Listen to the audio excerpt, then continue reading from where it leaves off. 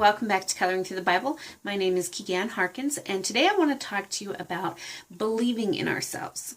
And more specifically, I want to talk to you about believing that we have been created on purpose and for a purpose. When we talk about purpose, I want us to understand that we can move mountains when we're walking and fulfilling what God has purposed us for. And the reason why I'm kind of thinking about this is I found this index card. And when I find something that is really inspiring to me or just something that challenges me or something I want to remember, I write it on an index card. And that way then I can pull it back up when I need to. So I found this index card and it just completely inspired me. It's a quote by Martin Luther King Jr. And he wrote, "If a man is called to be a street sweeper, he should sweep streets even as Michelangelo painted, or Beethoven composed, or Shakespeare wrote poetry. He should sweep streets so well that all the hosts of heaven and earth will pause to say, 'Here lived a great street sweeper who did his job well.'" I love that.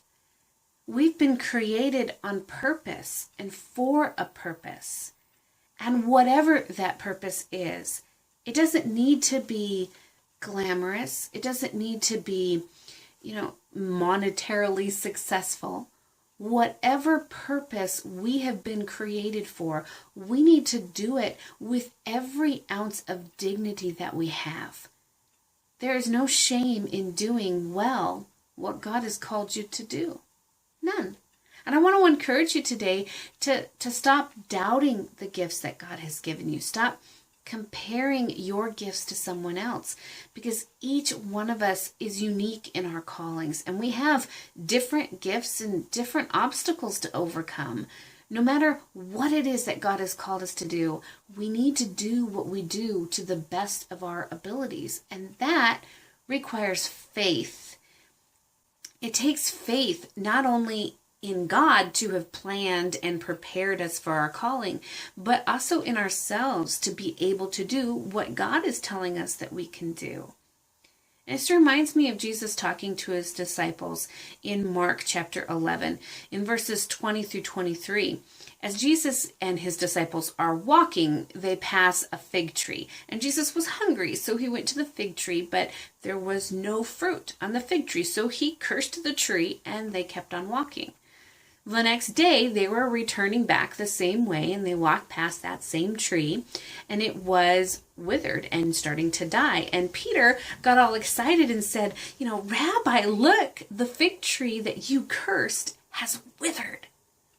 Just like he was so totally surprised that what Jesus had said would happen, which it always kind of endears Peter to me. He had a heart for the Lord, but somehow his expectation always jumped way out there, and then he kind of and got scared, like jumping out of the boat and then going, "Wait a minute," and starting to sink. He was always surprised at what Jesus could do. But Jesus responds to him in verse 22. He doesn't rebuke him for saying, "Are you serious, Peter? You've seen me, make lame people get up and dance. You've seen me make withered hands sprout from a stump. You've seen me do all of these miracles, and you're confused that a tree started to wither." He doesn't do that. That's kind of what I would do, I think, but he didn't do that. He looked at Peter and he said, "Have faith in God."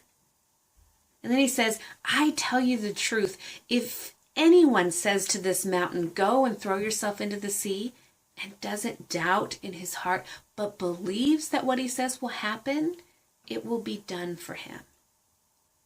Now, this normally isn't a verse maybe that people use as an illustration for doing what God created you to do. Most of the times it's a verse that just is talking about having faith. But it's the verse that my heart was really pulling me towards when I was thinking about, Martin Luther King's quote and thinking about doing what we do with dignity. That's the verse that just kept kind of rumbling around in my head. We will never be successful in anything outside of God's will. Proverbs 16:9 tells us, in his heart a man plans his course, but the Lord determines his steps. If we're walking in the direction that God has called us to go, if we're fulfilling our calling, using our gifts and talents for God's glory, nothing can stand in our way, not even a giant mountain. Isaiah 14:27 tells us, for the Lord Almighty has purposed, and who can thwart him? I love it. There is nothing in all of creation that can stop God from doing what he has decided to do, and that includes using me and you. If God has decided that you're going to be the one to tell the mountain to go throw itself into the sea, you will be able to successfully command that mountain to go. Because what God calls us to do, he empowers us to do, and it isn't our abilities. No human being can tell a mountain to move into the sea, but God can. He created that mountain. He's keeping it there. He holds all things together. He has the ability to speak, and it happens. And if he has purposed that it is our job, our calling to do miracles, then he will work through us. His power will flow through us because we can do what God calls us to do. So if God has placed a calling on your life, whether it's to move mountains or to sweep streets, you have the power to accomplish it. Never forget Philippians 4:13. I can do all things through Christ who strengthens me. If we are fulfilling what God has created us to do through faith and the power of God, we will succeed. So do what you do for the glory of God. Do it well. Do it with confidence, and do it, most importantly, with faith. Faith that God can move mountains and he chooses to use us to do it. I hope that you have been encouraged today. Thank you for spending some time with me out of your day. I'd love to hear how God has used you to move mountains, or how God has used other people that you've heard about and seen and witnessed. I hope that you'll share your story in the comments below.